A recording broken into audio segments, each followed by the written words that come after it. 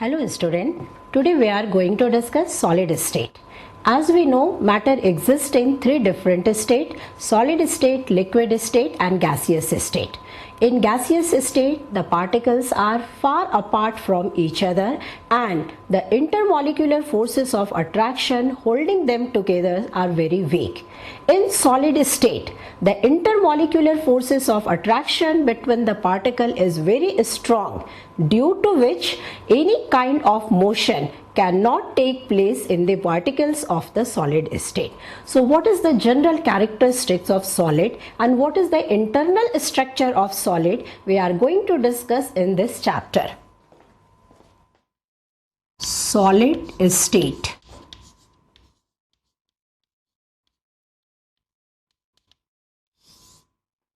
First of all, what is solid state? How can we define a solid? Any substance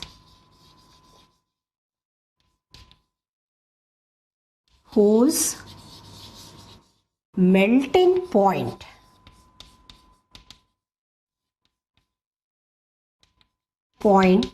is above room temperature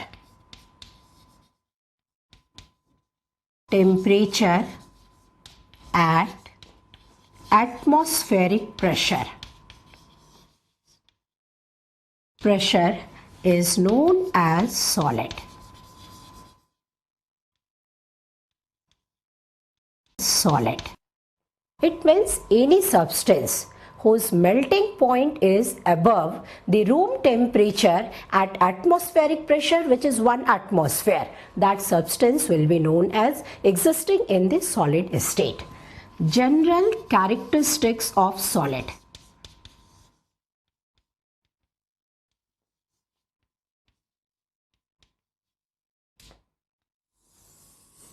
solid state में substance को आपने देखा होगा, हमारे surrounding में बहुत सारे सब्सटेंस हैं जो सॉलिड स्टेट में एग्जिस्ट करते हैं.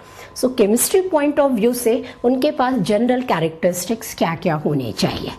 First characteristic, solid must have definite shape and definite volume.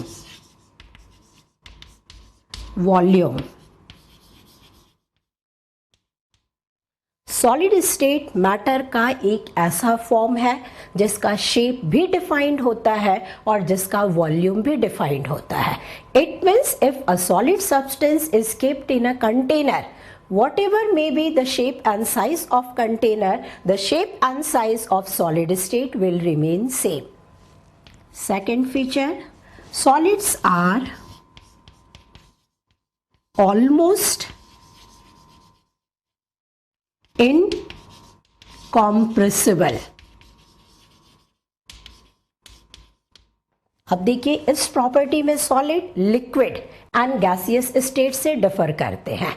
Gaseous state में पार्टिकल्स को हम कॉम्प्रेस कर सकते हैं, गैसेस को हम कॉम्प्रेस कर सकते हैं, लिक्विड्स को हम कॉम्प्रेस कर सकते हैं, बट सॉलिड को हम कॉम्प्रेस नहीं कर सकते हैं. Third characteristic feature, the position of particles. Particles are fixed. The position of particles are fixed. Since solid state में particles के बीच में जो intermolecular forces of attraction operative है, that is very strong attractive forces, और उन forces के कारण particle अपनी position से हट नहीं सकते हैं. It means any kind of motion in the particles are not possible. They can exhibit only vibratory motion at their points. Fourth property, solids have high density. Compared to gaseous state and liquid state, solids की density ज़्यादा होती है. उनका volume कम होता है, इसलिए उनकी density ज़्यादा होती है. तो कोई भी ऐसा सब्सटेंस जिनके पास ये फीचर्स होते हैं, they are known as solid state. On the basis of internal structure, solids are made up of particles These particles may be ion, these particles may be atom, these particles may be molecules. But how these particles are arranged in three-dimensional space? इसका मतलब जो solid का structure बन रहा है, उस structure को बनाने के लिए पार्टिकल्स का अरेंजमेंट कैसा होता है, उस अरेंजमेंट की बेसिस पर हम सॉलिड को दो कैटेगरी में डिवाइड करते हैं. Types of solids. On the basis of arrangement, basis of arrangement of particles and their properties,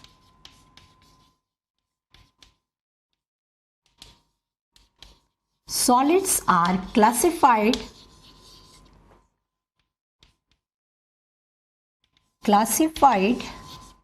as true solids or crystalline solids.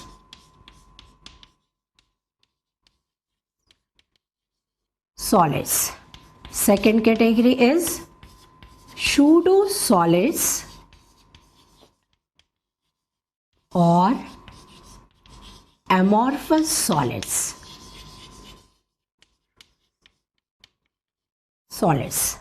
अब देखिए पार्टिकल का अरेंजमेंट कैसा है. उन पार्टिकल के अरेंजमेंट पर ही डिपेंड करेगी उस सॉलिड की प्रॉपर्टी क्या होनी चाहिए.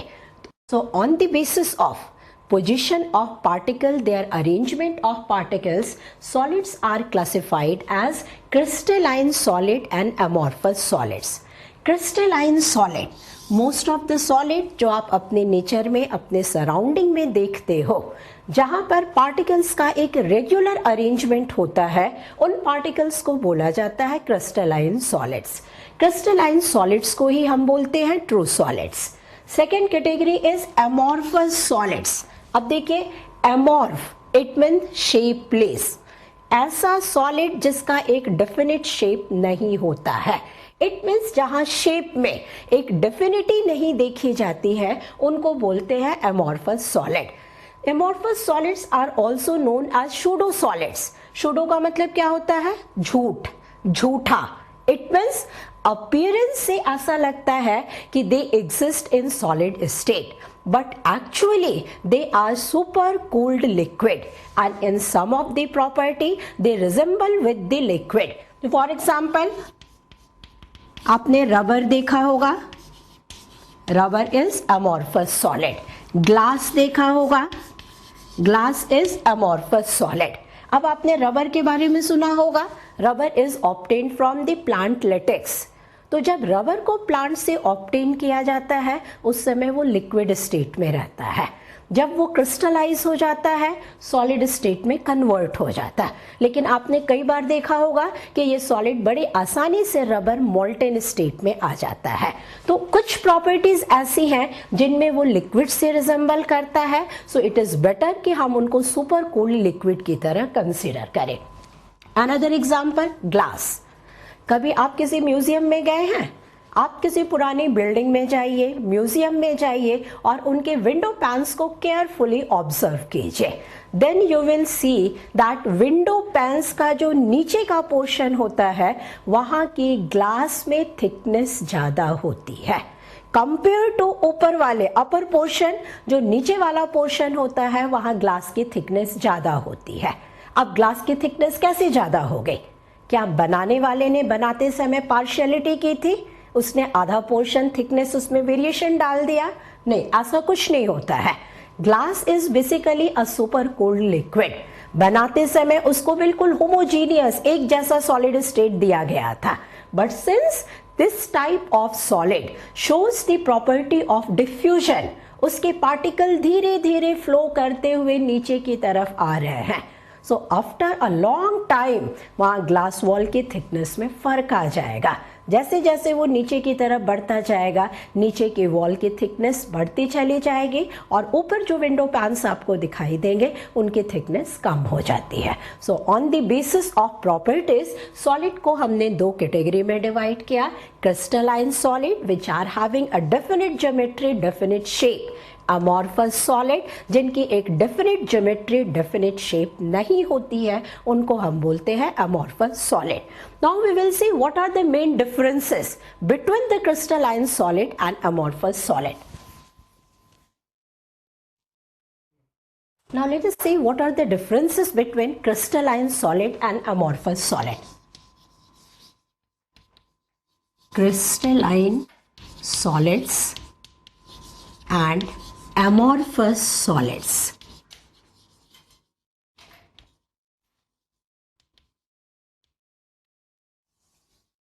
Crystalline solid and amorphous solid के डिफरेंसेस को समझने के लिए हम किसी क्रिस्टलाइन एंड अमॉर्फस सॉलिड के स्ट्रक्चर को कंसीडर करते हैं। Okay, one of the example of crystalline solid is sodium chloride. As you know, sodium chloride is an ionic compound and ionic solids are formed by regular arrangement of cation and anion. So what should be the probable arrangement of sodium ion and chloride ion? Suppose this is sodium ion. White color से हम sodium ion को mark कर रहे हैं. This is sodium ion, sodium ion, sodium ion, sodium.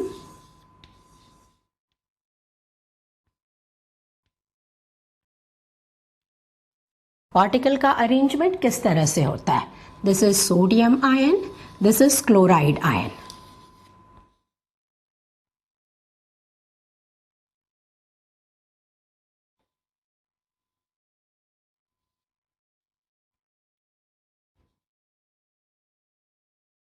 Suppose इस तरह से particle का एक रिपीटिशन है, एक रेगुलर अरेंजमेंट है। This one is sodium ion, this is chloride ion. अब स्ट्रक्चर में आपको क्या दिखाई दे रहा है? एक long range order of cation and anion in the lattice. तो सबसे बड़ा डिफरेंस या पहला पॉइंट जो हम कंसीडर करेंगे, crystalline solids are those solids in which particles follows long range order. Long range order का मतलब होता है अप टू इनफाइनाइट डिस्टेंस। यदि आप इस क्रिस्टल के स्टडी करेंगे तो एक सोडियम आयन, एक क्लोराइड आयन, एक सोडियम आयन, एक क्लोराइड आयन मिलेगा। अब देखिए एक अमॉर्फस सॉलिड लेते हैं। अमॉर्फस सॉलिड का एक एग्जांपल है glass. Glass is basically silica. Amorphous solid में यदि हम पार्टिकल्स के अरेंजमेंट की बात करें तो ये अरेंजमेंट कैसा होता है? एक पार्टिकल, दूसरा पार्टिकल, तीसरा पार्टिकल, इस तरह से पार्टिकल्स को अरेंज होना चाहिए। Up to certain distance particles regularly arrange होते हैं, but it is not necessary throughout the lattice they will form the same repetition, same arrangement. ऐसे देखिए यहां तक आइडियल अरेंजमेंट है अप टू सर्टेन डिस्टेंस।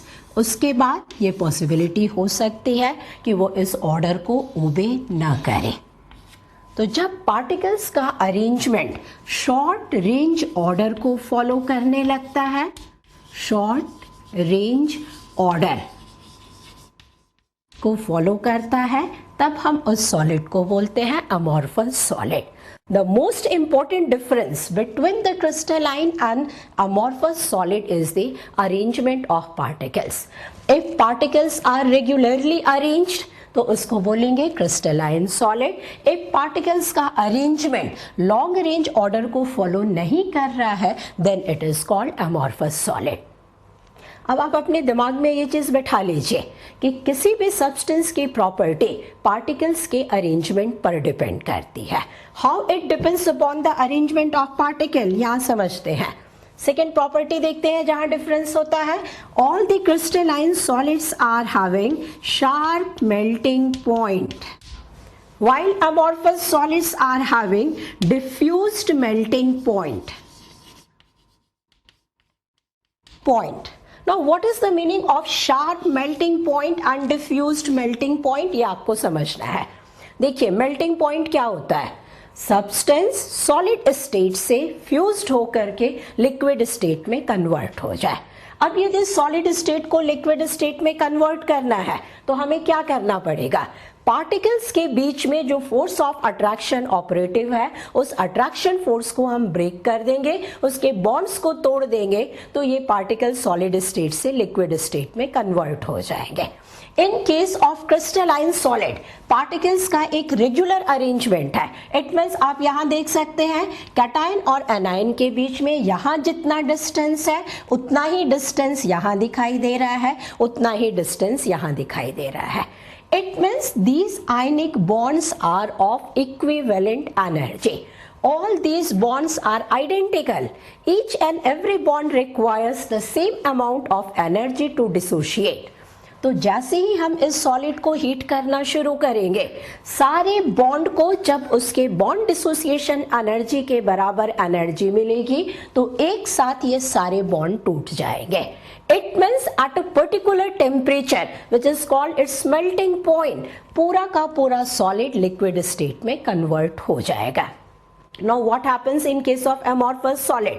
यहाँ पर आप देखिए इन दो पार्टिकल के बीच का डिस्टेंस यहाँ डिफरेंट है, यहाँ पर डिफरेंट है. पार्टिकल्स के इंटर एटॉमिक डिस्टेंस को ही बोला जाता है bond length. It means in amorphous solid all the bond lengths are not equal, so these bonds requires different amount of energy to dissociate. कुछ बॉन्ड को कम एनर्जी चाहिए टूटने के लिए, कुछ बॉन्ड को ज्यादा एनर्जी चाहिए टूटने के लिए. जब ऐसे सॉलिड को हम हीटअप करना शुरू करेंगे, ऑल दोज बॉन्ड्स जिनको कम एनर्जी की जरूरत है वो पहले टूट जाएंगे, जिनको ज्यादा एनर्जी की जरूरत है वो बाद में टूटेंगे. इट मीन्स सारे बॉन्ड एक साथ नहीं टूट रहे हैं और इसे फिनोमेना को बोला जाता है diffused melting point. Over a temperature range the solid melts into liquid state.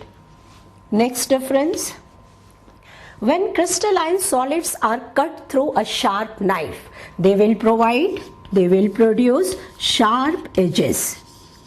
Sharp edges का फॉर्मेशन होता है. जब क्रिस्टलाइन सॉलिड को हम कट करेंगे, since inter particle distance fix है इसलिए कट करने पर वो शार्प एजेस का फॉर्मेशन करते हैं. लेकिन जब हम एमॉर्फस सॉलिड को कट करते हैं थ्रू नाइफ तो वहां पर इररेगुलर कट्स प्रोवाइड होते हैं. इररेगुलर कट्स प्रोवाइड होते हैं. इररेगुलर कटिंग, इररेगुलर ब्रेकेज आपको दिखाई देगी. नेक्स्ट डिफरेंस, पार्टिकल्स के अरेंजमेंट पर डिपेंड करता है सब्सटेंस की geometry. In crystalline solids particles are regularly arranged. Regular arrange होने के कारण इन क्रिस्टलाइन सॉलिड्स की एक डेफिनेट ज्योमेट्री होती है. इनकी डेफिनेट ज्योमेट्री है. इस डेफिनेट ज्योमेट्री की बेसिस पर हम ये कह सकते हैं कि इनका एक डेफिनेट शेप होता है. But in case of amorphous solid, यहां देखिए पार्टिकल्स का अरेंजमेंट रेगुलर नहीं है. इट मीन्स यहाँ के पार्टिकल्स का अरेंजमेंट और यहाँ पर पार्टिकल्स के अरेंजमेंट में डिफरेंस क्रिएट हो गया. जब डिफरेंस क्रिएट हो गया तो उनकी ज्योमेट्री में भी डिफरेंस क्रिएट हो जाएगा. तो हम ऐसा कह सकते हैं कि अमॉर्फस सॉलिड्स के लिए डेफिनेट ज्योमेट्री नहीं होती है. So they are having indefinite geometry. Indefinite geometry, it means we cannot say anything about the shape of amorphous solid. The most important difference, crystalline solids are known as anisotropic solids, while amorphous solids are called isotropic solids. Isotropic solids. आपको ये पता है कि हर solid substance की physical and chemical properties होती हैं. अब physical properties में कुछ प्रॉपर्टीज ऐसी होती है जिनका मैग्नीट्यूड डायरेक्शन पर डिपेंड करता है, डायरेक्शन के साथ साथ चेंज होता चला जाता है. Such type of properties are refractive index and electrical conductivity. अब यहाँ पर टर्म देखिए आइसो. आइसो का मतलब होता है same, tropic it means directional properties. ऐसी किसी भी डायरेक्शनल प्रॉपर्टी का मैग्नीट्यूड अमॉर्फस सॉलिड में लिया जाए तो हर तरफ एक जैसा आएगा। इट मीन्स यदि हम ग्लास के रिफ्रैक्टिव इंडेक्स को मेजर कर रहे हैं तो उसका रिफ्रैक्टिव इंडेक्स इस डायरेक्शन में मेजर किया जाए या उसका रिफ्रैक्टिव इंडेक्स इस डायरेक्शन में मेजर किया जाए, हर डायरेक्शन में रिफ्रैक्टिव इंडेक्स की वैल्यू सेम आ जाएगी। But these crystalline solids are anisotropic. N it means absence of isotropy in the solid state. So why absence? Absence का मतलब आपको क्या समझ में आया?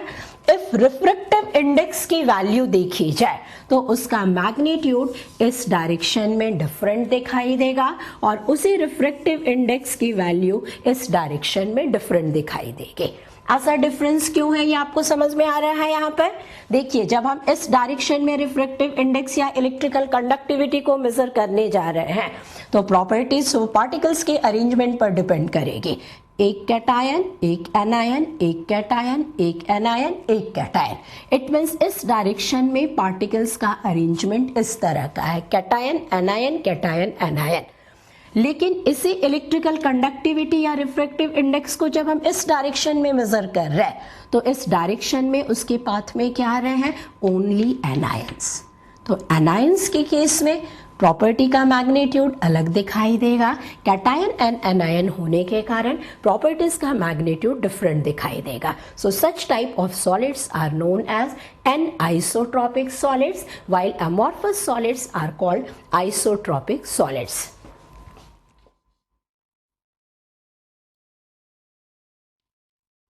एक और टर्म देखिए, पॉलीमॉर्फिज्म। ठीक है, अभी हमने पढ़ा आइसोमॉर्फस सब्सटेंस और अमॉर्फस सब्सटेंसेस। ठीक है, दो तीन टर्म ऐसे होते हैं जो लिटिल बिट कंफ्यूजिंग होते हैं। जैसे एक टर्म मैंने लिखा पॉलीमॉर्फिज्म, दूसरा टर्म होता है आइसोमॉर्फिज्म और तीसरा टर्म अभी आपने पढ़ा एमॉर्फिज्म, एमॉर्फस क्रिस्टलाइन सॉलिड। तीनों में क्या क्या डिफरेंस है इसको समझते हैं। एमॉर्फस सॉलिड्स, अमॉर्फस तो क्लियर हो गया। अमॉर्फस का मतलब हुआ a, it means absence of morphology, that is different shape और डिफरेंट ज्योमेट्री। आइसो का मतलब होता है सेम, मॉर्फिज्म का मतलब होता है स्ट्रक्चर। कुछ ऐसे क्रिस्टलाइन सॉलिड्स होते हैं जिनके फॉर्मूला में सिमिलैरिटी होती है और जिनके स्ट्रक्चर में भी सिमिलैरिटी होती है, उनको बोला जाता है isomorphous solids and phenomena is known as isomorphism. जैसे एक एग्जांपल देखिए, FeSO4.7H2O, ZnSO4.7H2O। This is ferrous sulphate, इसको बोला जाता है ग्रीन विट्रियोल। जिंक सल्फेट, इसको हम बोलते हैं व्हाइट विट्रियोल। अब आप देखिए, ये दो अलग अलग कंपाउंड हैं लेकिन दोनों के फॉर्मूला में सिमिलैरिटी दिखाई दे रही है।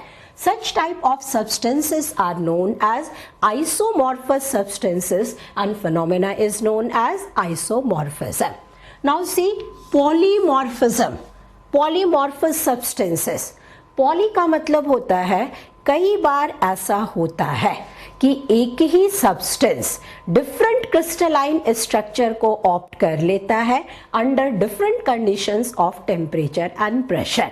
सो that phenomena is known as polymorphism and substance को हम बोलते हैं पॉलीमॉर्फस। जैसे एक एग्जांपल देखिए, chemically it is carbon. Under different condition of temperature and pressure carbon का स्टैकिंग पैटर्न डिफरेंट हो जाता है। ये कार्बन डायमंड का फॉर्मेशन भी कर लेता है और यही कार्बन ग्रेफाइट का फॉर्मेशन भी करता है। So basically whether it is diamond और graphite, it is carbon. Formula उसका सेम रहेगा, सिंबल उसका सेम रहेगा। Both the form exist in the solid state. Then what is the difference between these two structure? जो particles का arrangement pattern होता है वो डिफर कर जाता है। तो जब सेम सब्सटेंस अलग अलग फॉर्म में एग्जिस्ट करते हैं उनको बोलते हैं polymorphous substances.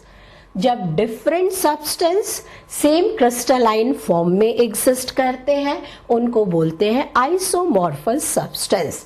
And amorphous substance, they are pseudosolids or they are super cold liquid।